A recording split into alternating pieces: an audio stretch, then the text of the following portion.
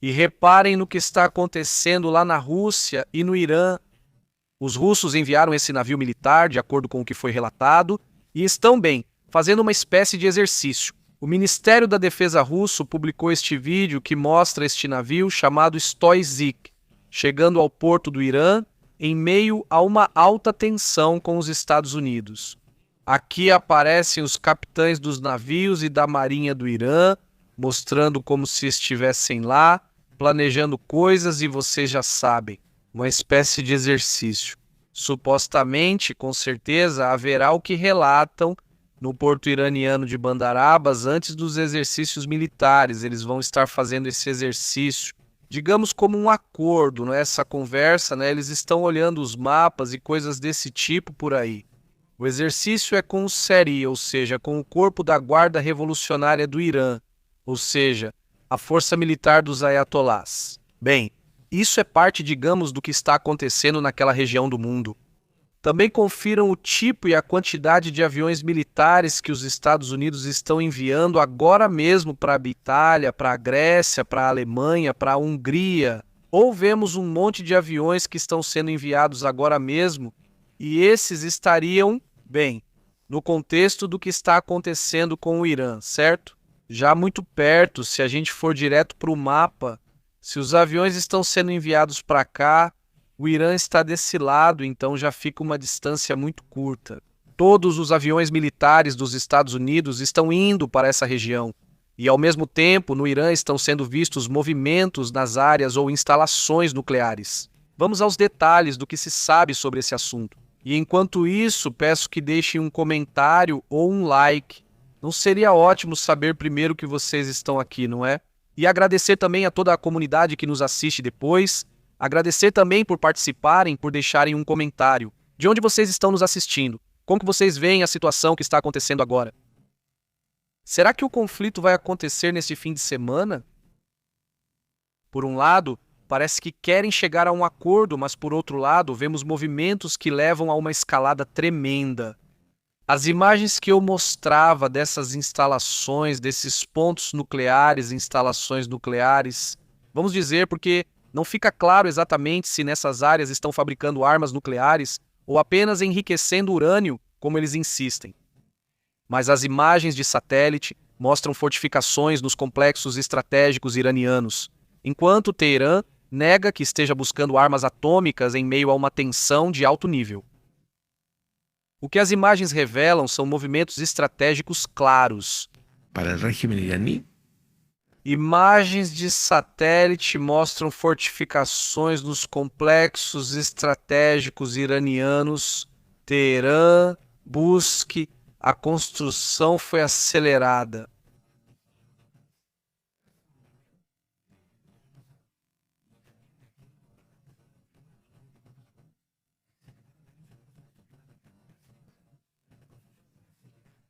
As imagens mais recentes mostram um sarcófago de concreto completamente coberto.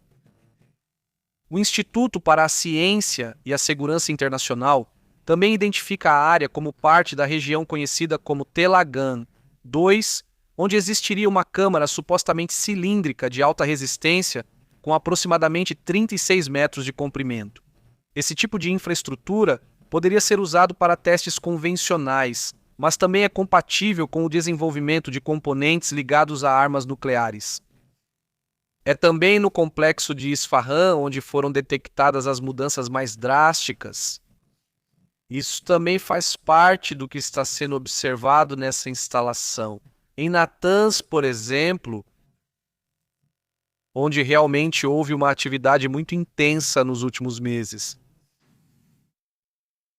Teherã insiste que seu programa é apenas para fins pacíficos, mas isso não tem sido convincente. E enquanto isso, estão tentando negociar, fazer uma negociação diplomática, porque o próximo passo parece ser inevitável, que é o de um conflito. Ontem mesmo, alguns congressistas já apareceram na mídia dizendo que sim, há riscos, mas que fazer? Talvez o maior risco seria deixar que os iranianos tenham armas nucleares. Na mídia israelense já aparece a frase de que a guerra é iminente. Lá eles já estão se preparando, segundo fontes da mídia israelense. Israelenses alertam que um conflito militar pode começar nos próximos dias e se estender por várias semanas. Ou seja, este fim de semana poderia ser o início de uma guerra. Segundo as fontes citadas pelo The Times of Israel e também por outro veículo chamado Axios, afirmam que um confronto entre os Estados Unidos e o Irã pode começar em questão de dias. Isso a gente não tinha visto, quer dizer, sim, havia desafios, havia tensões em um nível muito alto, mas agora que estão dizendo abertamente que o conflito vai começar praticamente nos próximos dias. Isso não tinha acontecido. Obrigado ao funcionário. Um funcionário, digamos, dentro da Casa Branca, próximo ao círculo de Donald Trump, revelou que existe uma probabilidade de 90% de ação militar nos próximos dias, ou no máximo, nas próximas semanas. Mas parece que a decisão na Casa Branca já está tomada. Sim, o ex-chefe de inteligência militar de Israel, chamado Amos Yadin, afirmou que estamos muito mais próximos de um conflito do que em qualquer outro momento, embora tenha lembrado que uma superpotência não entra em guerra em questão de dias sem esgotar a diplomacia. Ou seja, primeiro é preciso levar em conta muitos fatores, principalmente porque, caso contrário, pode até haver uma guerra interna, política. Não vai dizer, olha, você entrou em guerra e não esgotou todas as vias diplomáticas, então todas as vias diplomáticas vão ser esgotadas e, se houver confronto ou não, aí sim vai para o conflito. Dados de rastreamento aéreo mostram o deslocamento de caças F-20 e 2 F-35 F-16 norte-americanos do Oriente Médio, além de aviões-tanque para reabastecimento em voo. Isso é um assunto muito sério. Inclusive, existem páginas que se dedicam apenas a acompanhar para onde vão os aviões militares de todos os países. Então, eles têm mostrado um deslocamento muito grande, não um avanço, e nem tudo pode ser visto, né? Ou seja, nem tudo é visível. Alguns aviões são mais furtivos ou desligam o transponder, então você nem percebe. Mas como é possível detectá-los? Os aviões-tanque normalmente vão acompanhados de vários caças e vão reabastecendo cada um deles. Sim, então como os caças não conseguem ir de um continente para o outro, eles não têm tanto combustível, são muito rápidos, mas têm pouco alcance, digamos assim. Em relação à distância, vão aviões ao lado deles reabastecendo com combustível, né, o clássico. Quando você vê vários aviões-tanque indo para o Oriente Médio, pensa, espera, quem está indo junto? Com certeza, muitos aviões desse tipo. O secretário de Energia, por outro lado, Chris Wright, declarou que os Estados Unidos vão lidar com o avanço nuclear iraniano de um jeito ou de outro, ou seja, os Estados Unidos vão enfrentar o avanço iraniano de uma forma ou de outra. Deixando claro que a opção militar continua sendo uma possibilidade, o Irã anunciou exercícios navais com a Rússia. Como falei no início do vídeo, isso vai acontecer. Na verdade, não mencionei onde será, mas é sobre isso. O exercício militar dos iranianos. Bom, vai ser nesta região. Olha, aqui está o Irã, né? E os russos e os iranianos vão fazer um exercício militar no Golfo de Omã, em algum ponto desses? Onde está o porta-aviões dos Estados Unidos? Aqui está um dos porta-aviões, está aqui o Abraham Lincoln, está por essas bandas, pelo menos da última vez que tínhamos informação. E por este lado está o USS Gerald Ford. Esse é o maior que os Estados Unidos têm, o mais moderno, etc. Então, aqui tem um de um lado e outro desse lado, e aqui na frente deles, basicamente, vão estar os russos e os iranianos fazendo um exercício militar. Após anunciar o fechamento temporário do Estreito de Hormuz durante manobras que aconteceram e que vão acontecer, pois evidentemente aumenta a tensão, porque se você fecha o Estreito de Hormuz com exércitos militares, o que é esse pedacinho aqui? Você não permite que o petróleo de todos os países saia, e mesmo que por algumas horas, isso já coloca tudo em risco, pois pensam, o que impede de fazer isso por mais tempo? Também existe um plano conhecido dos iranianos, que poderiam colocar minas submarinas em toda essa região. Se colocarem minas submarinas, uma lancha pode passar sem problemas, mas um navio cargueiro não pode passar. Um navio petroleiro não pode passar porque explodiria. ¿Sí? Então, se colocarem minas aqui para fechar o espaço do Estreito de Hormuz, a passagem, digamos, seria muito complicada e afetaria bastante o petróleo e a economia do mundo. Ou seja, não é só o fato do petróleo baixar ou subir de preço, mas o efeito dominó que isso pode causar na economia do planeta. Porque vão dizer, não é só o aumento de preços e eu ter que pagar mais pelo petróleo, mas pode até faltar em alguns momentos. Se eu tinha um pedido de petróleo para hoje, agora preciso pedir de outro lugar, o que eleva o preço e o tempo. Então, esse tempo também tem um custo. E bom, vocês já sabem, o efeito dominó vai acontecer. Vamos a outros pontos importantes.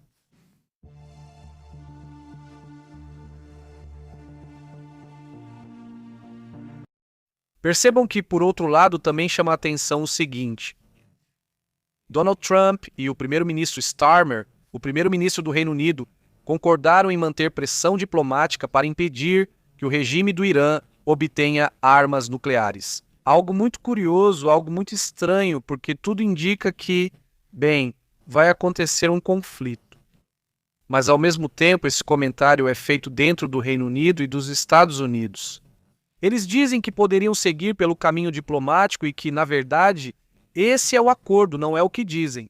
Donald Trump e Starmer concordam em manter a máxima pressão diplomática enquanto avançam nas negociações na Suíça e aumentam as ameaças no Golfo Pérsico. O presidente dos Estados Unidos, Donald Trump, e o primeiro-ministro britânico, Keir Starmer, realizaram essa ligação, fundamental, para coordenar uma estratégia comum diante do programa nuclear iraniano. Ambos concordam em um ponto central. O Irã não deve desenvolver armas nucleares sob nenhuma circunstância. Isso reafirmou a cooperação entre os aliados para garantir a segurança regional. Dito isso, Downing Street confirmou que vai trabalhar em estreita colaboração com parceiros internacionais para conter qualquer avanço que implique a proliferação de armas nucleares por parte dos iranianos. Bom, é assim que está a situação nesse assunto. Curioso porque o que o Axios diz não é isso. A informação que eles têm de Washington é que, se começar a operação militar contra o Irã, vai ser uma operação muito massiva. Ou seja, eles não querem uma guerra longa, querem algo rápido, não acabar com o regime dos ayatolás, basicamente atacar as bases principais e as instalações nucleares iranianas. E fora isso, depois recuam, ou seja, poderia durar algumas semanas. Não seria o foco que eles têm neste momento. E ao mesmo tempo, é um regime super instável, no qual há protestos muito fortes pela forma como eles agem contra a população e nos momentos mais frágeis do regime. Desse ponto de vista, vamos para os outros assuntos, vamos para os outros temas também importantes. Vocês lembram desse senhor? Lembram desse senhor que ontem mesmo estávamos conversando sobre esse personagem? O regime da Venezuela o prendeu assim, do nada, nem disse o motivo. E agora já se sabe que ele teria sido libertado, já o libertaram. Ele é ex-diretor da PDVSA, ficou sob regime de apresentação enquanto continuam as investigações por uma suposta fraude e associação. Isso já foi dito hoje. O assessor petrolífero norte-americano, por sinal, e ex-diretor estatal da PDVSA, Evan Romero, foi solto, ou seja, foi libertado nesta terça-feira. Ontem ele foi libertado já à noite, segundo o que foi reportado sob o regime de apresentação. Passaram-se 4 dias. Detido em Maracaibo, estado de Zulia, isso por uma suposta denúncia de estelionato e associação, segundo o que foi reportado. O Ministério Público, sob controle do regime chavista, informou que a detenção de Romero, de 86 anos e com dupla nacionalidade americana e venezuelana, ocorreu no dia 13 de fevereiro, no Aeroporto Internacional de Chinita. Desde o dia 13 ele está lá, então imaginem vocês, é isso aí. Também, outro assunto que me chama a atenção lá na Venezuela é isso aqui.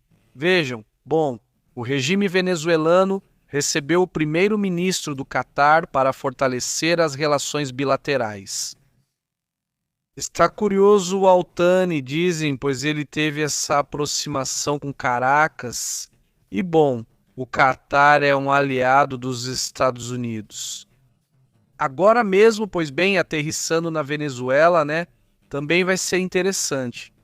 haverá diálogo, haverá conversa entre os dois países, entre o Catar e a própria Venezuela, dois países petrolíferos. Aliás, vejam só, surpreendente, todos esses navios são petroleiros. Olhem só a quantidade, só navios petroleiros que não podem passar pelo Estreito de Hormuz. Porque, bem, o Irã está fazendo exercícios militares. Isso vai durar algumas horas, mas de qualquer forma chama a atenção. Vejam só, a quantidade de petróleo que não pode sair neste vídeo publicado pelos iranianos mostra petroleiros que não conseguem entrar no Estreito de Hormuz, depois que ficou fechado ou esteve fechado por várias horas. Parece que já foi aberto e depois voltou a ser fechado. E bom, eles têm uma situação ali, mas querem mostrar força, querem mostrar que podem fechar o Estreito de Hormuz quando quiserem. E isso, bem, gera ainda mais tensão, né? Eu digo que isso não está nem perto de acabar. Ainda não chegaram a um acordo. E agora, com essa situação, mais internamente estão acontecendo coisas. Olhem aí, no Irã, foi relatada essa explosão, pelo que se sabe, foi na cidade de Shahryar, não na província de Teherã, no Irã. Na mídia local, dizem que a explosão foi em um depósito supostamente de munição e combustível para equipamento militar. Então, quem foi ou como foi que explodiu, isso foi sabotagem, isso foi outra coisa. O que está acontecendo lá no Irã também chama a atenção, evidentemente. Vejam outro assunto, indo para outros temas também internacionais, não é? Vamos para a Bielorrússia, que também estão acontecendo coisas bem interessantes. Vejam, aí está, como vocês sabem, Lukashenko, né, também conhecido como o último ditador da Europa. Não é assim que ele se chama, definitivamente não é o último, mas realmente chama a atenção esse apelido que ele tem. Com certeza vão reportar, agora mesmo. Tem uma questão envolvendo a guerra que está acontecendo entre Rússia e Ucrânia e a Bielorrússia. Kiev está impondo sanções diretas contra o ditador bielorrusso por facilitar infraestrutura militar russa e permitir o deslocamento de mísseis ou Resnik em seu território. A Ucrânia sanciona oficialmente Alexander Lukashenko. O presidente ucraniano Noemi Zelensky anunciou um novo pacote de sanções contra essa pessoa por seu apoio direto à invasão russa. A Ucrânia afirma que a Bielorrússia não só apoia politicamente Moscou, mas também fornece infraestrutura militar essencial para ataques na Ucrânia. Segundo a Ucrânia, está sendo construída infraestrutura para mísseis de alcance intermediário de Oresnik, o que representa uma ameaça direta não só para a Ucrânia, mas para toda a Europa. A Rússia teria instalado estações de retransmissão em território bielorrusso durante a segunda metade de 2025, aumentando a capacidade de lançar drones contra regiões do norte da Ucrânia, desde Kiev até Bônia. Mais de 3.000 empresas bielorrussas estão envolvidas. O governo ucraniano afirmou que milhares de empresas da Bielorrússia fornecem máquinas, equipamentos e componentes críticos para a indústria militar russa. Também foi afirmado que as empresas bielorrussas estão fornecendo peças essenciais para a produção de armamentos que têm sido usados contra a infraestrutura energética e ferroviária ucraniana. Outro ponto é que a instalação de mísseis de alcance intermediário na Bielorrússia não só aumenta a tensão na frente ucraniana, mas também eleva a pressão estratégica da Rússia sobre o flanco oriental da OTAN. Ou seja, pode afetar não só a Ucrânia neste momento, nesta fronteira aqui, e a proximidade, aliás, com a capital Kiev, mas ao operar assim com a Rússia, também colocam em risco principalmente a Polônia, a Lituânia e a Letônia. Não, o flanco desta parte da OTAN realmente pode estar em risco. Por enquanto, não há uma reação por parte da Bielorrússia, ou seja, por enquanto não está claro qual vai ser a reação deles. Agora já são quase 4 anos de guerra, ou seja, a Bielorrússia, embora sim, possivelmente de maneira mais indireta, tenha participado, mas também tentou não se envolver diretamente na guerra. Um tema que chama a atenção também, porque se sabe que a Rússia quis incentivar, quis forçar a entrada deles na guerra. É importante lembrar que os bielorrussos não concordam com essa guerra. Além disso, houve uma boa quantidade de bielorrussos que se juntaram à guerra, ao lado da Ucrânia, e que lutam na linha de frente. Porque eles são contra Lukashenko, são contra isso, e de qualquer forma querem ser mais europeus, menos Rússia, E é um tema complicado porque a Bielorrússia, Lukashenko, está muito alinhado com o que diz Vladimir Putin. Vamos para outra informação. Muito obrigado por esse joinha. Se você ainda não fez isso, peço que ajude compartilhando, se inscrevendo, dando like. Obrigado também aos superchats e às assinaturas. Muito obrigado por apoiar este canal informativo todos os dias aqui ao vivo com o que está acontecendo no mundo. E vejam, vamos agora para outro momento. Se você está assistindo essa transmissão ao vivo, ela vai para outra transmissão. Estamos fazendo assim em sequência, já estão conectados, você não precisa fechar, vai direto. E se você estiver assistindo depois, aí sim precisa entrar na área de transmissões do canal e lá você vai ver as transmissões que temos. Durante o dia, vamos atualizando as informações, o que vai acontecendo no mundo. Muito obrigado por nos acompanhar esse tempinho, obrigado pela conversa, pelo bate-papo. E lembrem-se, à noite a gente conversa mais longo e detalhado também sobre o que acontece no planeta. Vamos então para outros assuntos neste momento.